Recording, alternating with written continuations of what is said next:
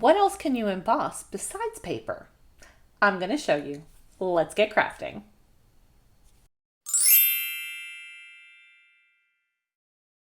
Today I'm going to show you how to heat emboss aluminum foil. We're going to use a 3D embossing folder. This one's called LACEY and it's beautiful. Some regular tin foil right from the kitchen, cardstock, and your choice of glue. I'm going to show you two ways to adhere the cardstock to the foil. One with good old-fashioned school glue and a glue stick. If you use regular white school glue, you do need something to spread, and I'm just using an old gift card. It's a Disney one, imagine that. Once you apply the glue, just simply use the old gift card and spread it out thin.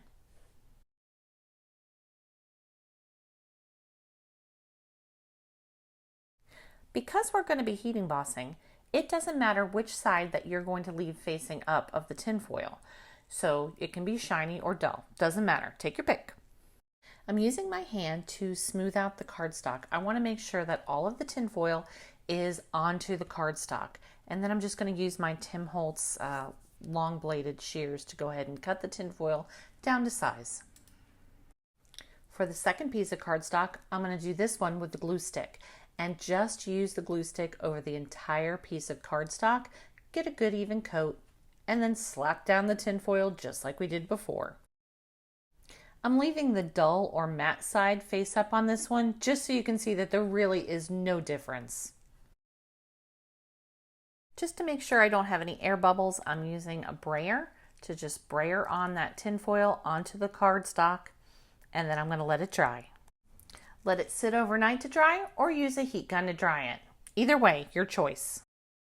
After the foil and cardstock dry, I am using some embossing powder in copper, VERSAFINE sticky ink, and that great 3D embossing folder called LACEY.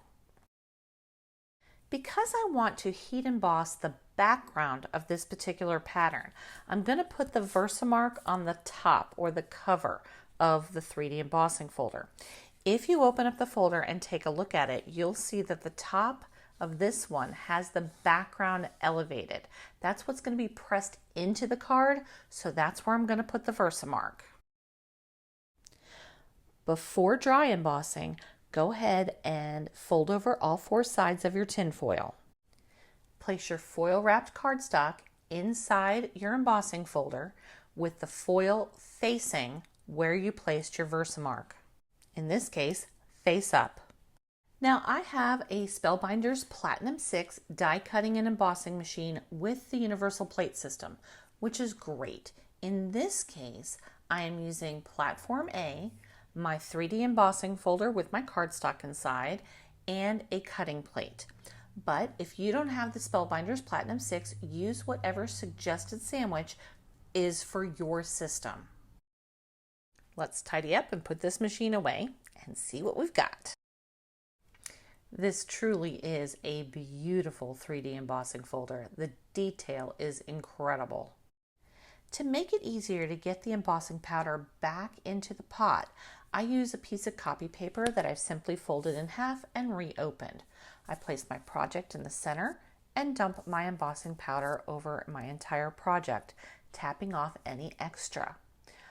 If I didn't get good coverage like I didn't here, I just add a little bit more embossing powder until I'm happy. Using the crease of the copy paper as a guide helps me to put the embossing powder back into the pot. Take it from me, put the lid back on that embossing powder. Spilling embossing powder in your craft room is worse than glitter. If you find this video helpful or enjoyable in any way, please give me some pixie dust by giving me a thumbs up, subscribing, and ringing that notification bell. I'm using my WOW heat embossing gun. Now this little baby, she's a gem because she has two speeds. Option 1 is for drying and option 2 is for heating or melting. I've put it to option 2 and I'm going to let it heat up for about 15 seconds. Now what's really fun about embossing on tinfoil is that because tin foil or aluminum foil is a good conductor of heat, that powder melts quickly.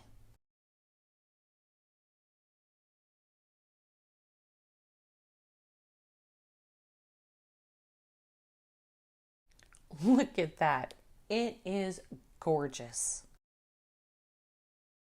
Well, the best laid plans go to waste. So as you can see on the left side, there are 2 embossed images.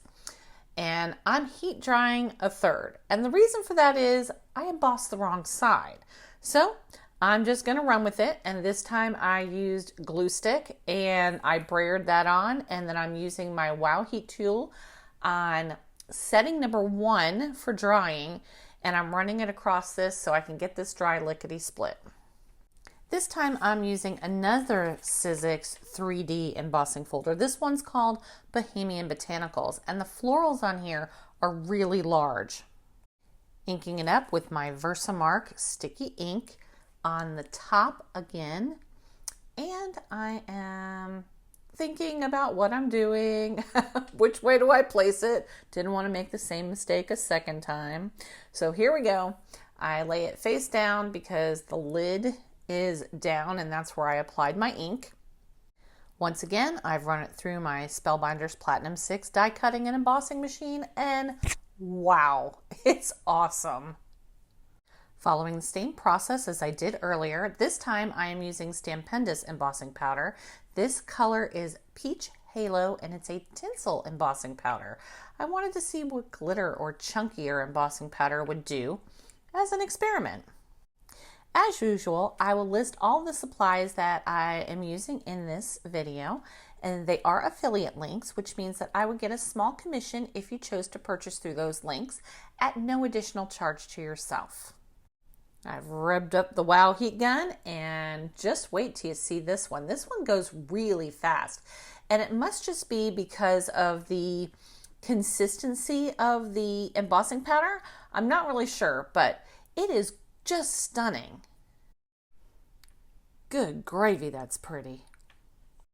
Hey y'all, I'm Wendy from Village Card and Craft, and I want to thank you for choosing to watch my video today. I have a short-term goal of reaching 1,000 subscribers by June, and with your help, I know we can get there. So if you like my video, if you find any value in it at all, please consider giving me a thumbs up and hitting the subscribe button. We would love to have you as part of our community. Alrighty, let's get this card done. She is beautiful. Now, the goal of my channel is to show you how to be inspired by the things that you love. And for me, it's typically all things Disney, and today is no different. This tinfoil art for shiny and sparkly comes literally from The Little Mermaid. And she loved all things shiny and sparkly, and so do I. So I am using my Distress Oxide color chart. Now, if you didn't see the last video, please go back and watch it because it's going to explain how I made this chart and where I got it and all that jazz. But I've decided to go for earthy tones here. And I have selected, I believe, Bundled Sage. And we're going to make a panel for this and we're going to put it on heavy cardstock. I'm using a silicone mat on top of my glass mat, just so for ease of cleanup.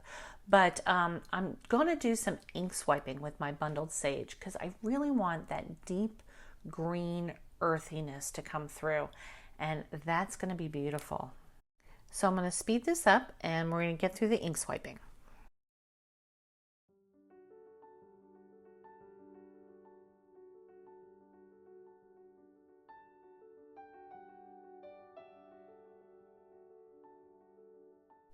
In keeping with those earthy tones, I've selected a black base for this one.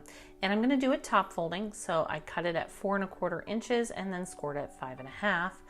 And now I am going to go ahead and trim down the ink swiped panel just a bit so that I have the black peeking out from beneath the green.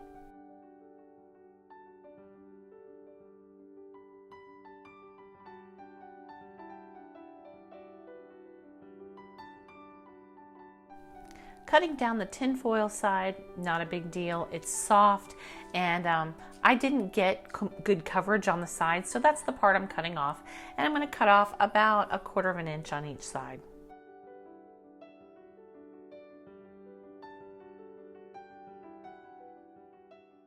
Using my very favorite Fairly Arts Precision Craft Glue, I'm going to go ahead and adhere my green ink swiped panel down to the black base. Alrighty, we're going to finish this up with a sentiment, and this one's going to be a Mother's Day card. So I've chosen Happy Mother's Day, and this is from the Hero Arts Year-Round Messages Clear Stamp Set. I wanted my sentiment to be the same color as the green, the bundled sage. So I'm using a blending brush, and I'm going to color up that circle die cut that I have. And you'll notice that I use the top of my Distress Oxide container as a way of keeping my fingers clean. I just use it to hold down that circle since it's pretty small. It works great.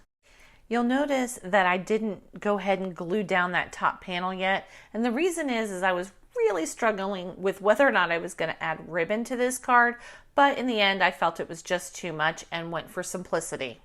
A small piece of low-tack tape, or mint tape in my case, is going to hold down that circle so that I can go ahead and use an acrylic block to stamp on my sentiment in VERSAFINE Black Onyx ink.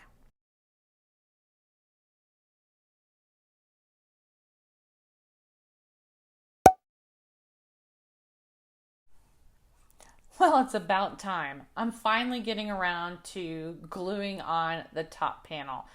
And I want to caution you, I normally use acrylic blocks to hold down my panels while I let them dry or set for just a second. But in this case, I don't do that because the tin foil is so soft that it will crush the flowers. So if that's something that you're looking to do, make those florals or whatever's on your panel flat, then by all means go ahead and do it. You can actually put some weight on it at that point. I just really wanted the flowers to stand up in this case.